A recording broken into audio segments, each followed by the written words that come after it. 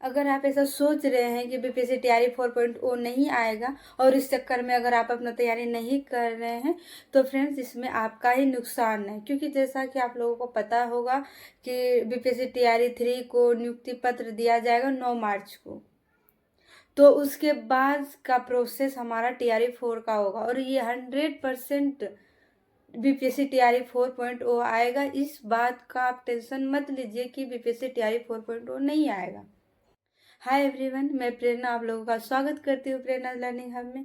और आज मैं बात करने वाली हूँ ऐसे सब्जेक्ट को लेके जिसमें कि लगभग सभी को डर लगता है। सब कोई सोचता है यार बीपीएससी 4.0 तो आएगा, लेकिन मेरा सिलेक्शन होगा कि नहीं होगा, कैसे करें। सारे सब्जेक्ट का तो तैयारी हो जाता है, लेकिन मैथ्स का तैयारी कैसे करें, ये नहीं हो पाता है। आपको आज के बाद मैथ में डरने की ज़रूरत नहीं है कि यार मैथ्स एग्जाम में आएगा तो किस तरीके से बनाऊं। जो आपके मन में डर है वो सारा डर आज खत्म होगा। फ्रेंड्स, मैं आपको कुछ स्टेप बताऊंगी जिसको फॉलो करके आप अपने मैथ्स में अच्छा स्कोर कर सकते हैं। चाहे वो कोई भी एग्जाम हो, बीपीएससी तैयारी हो या फिर कोई भी एग्जाम हो, वो सभी के ऊपर लागू होता है। चाहे आपको मैथ्स आती हो या नहीं आती हो, चाहे आप जीरो से ही शुरुआत क्यों ना कर रहे हो, अगर आपका शुरुआत अच्छा होगा तो यकीन मानिए आपको मैथ्स में कोई प्रॉब्लम नहीं होगी।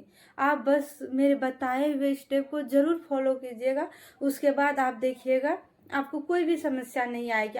सबसे पहला स्टेप है फ्रेंड्स कि मैथ्स को आप डेली रूटीन में शामिल कीजिए। सब कोई करता क्या है कि मैथ्स को डेली रूटीन में शामिल नहीं करता है। क्यों? क्योंकि उसको मैथ्स में डर लगता है। यार मेरा पढ़ने का मन नहीं करता, पढ़ने जाता है वो बोरियत फील करने लगता है।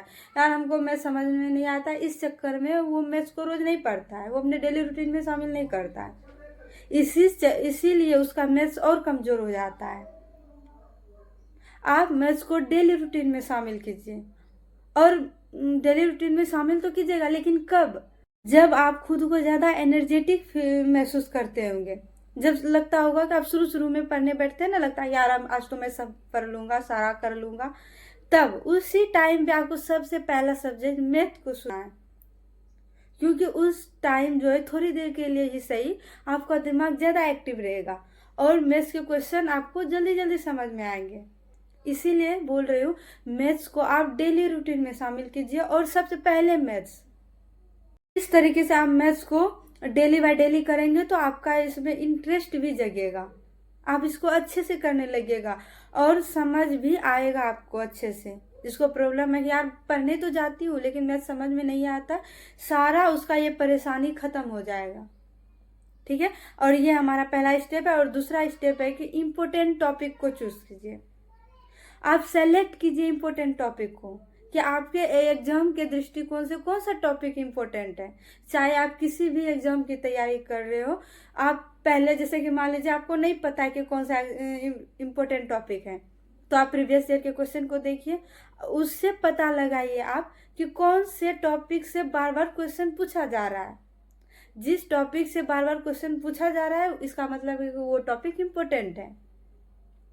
सबसे पहले आप इम्पोर्टेंट टॉपिक को सेलेक्ट कीजिए, उसके बाद एक टॉपिक को लीजिए और उस पर क्वेश्चन कीजिए।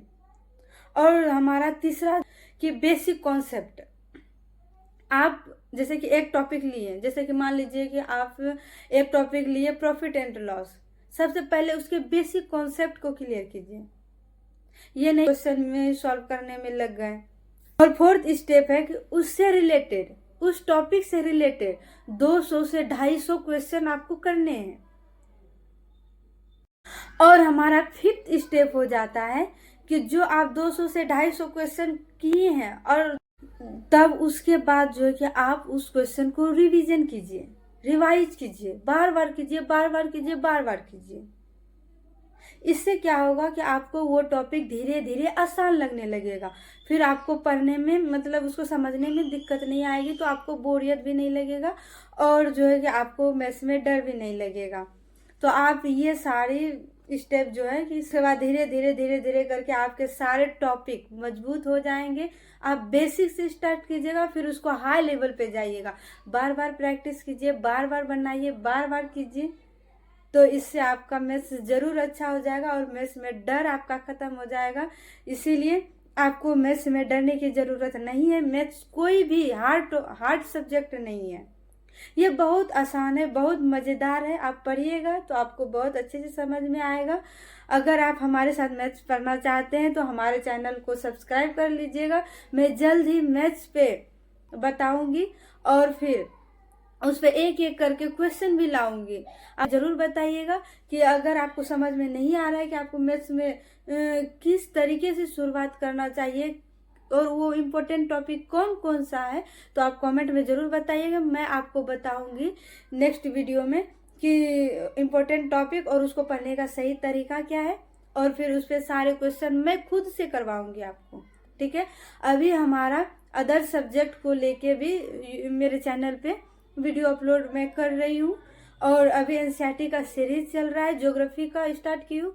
और अगर आपको ज्योग्राफी एनसीईआरटी अगर आपको हमारे साथ पढ़ना है तो हमारे साथ चैनल में जुड़ सकते हैं। तो आप कमेंट में ज़रूर बताइएगा कि आपको ये वीडियो कैसा लगा और ये आपको किस तरीके से हेल्प किया। और आई होप कि आपका सारा डर आज ख़त्म हो गया होगा। Thank you.